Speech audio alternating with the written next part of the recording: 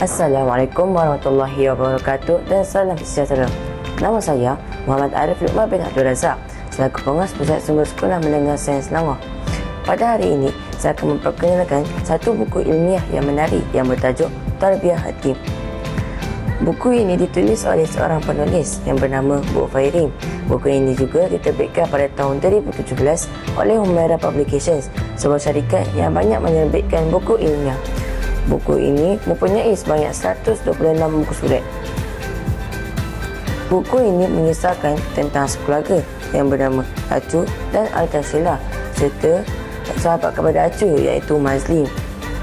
Dalam buku ini mempunyai banyak kisah dan cerita yang menarik yang mempunyai banyak pengajaran.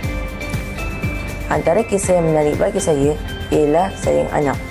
Pada waktu itu, Acu dan Al-Tashilah berjalan-jalan di luar rumah dan lalu mereka terserempak dengan Abang Gani dan anaknya yang sedang menaiki motosikal. Mereka pun bersapa. Tiba-tiba, Al-Tashilah bertanya kepada Abang Gani, adakah dia sayang kepada anaknya? Abang Gani dengan merasa hairannya. Ya, mengapakah Al-Tashilah bertanya sebegitu?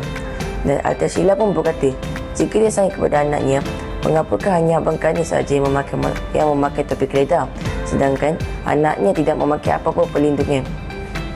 Antara majlis penting dalam buku ini ialah pentingnya sabar, redha dan hanya berharap kepada Allah. Ia mengajak kita untuk membuka mata hati bahawa setiap yang berlaku bukan kebetulan tetapi tanda kasih sayang Tuhan.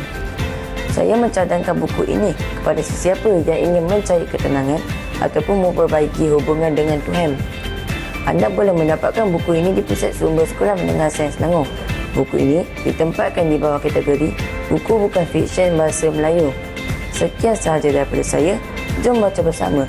Nikmati saat ini. Selamat membaca. Sekian, terima kasih.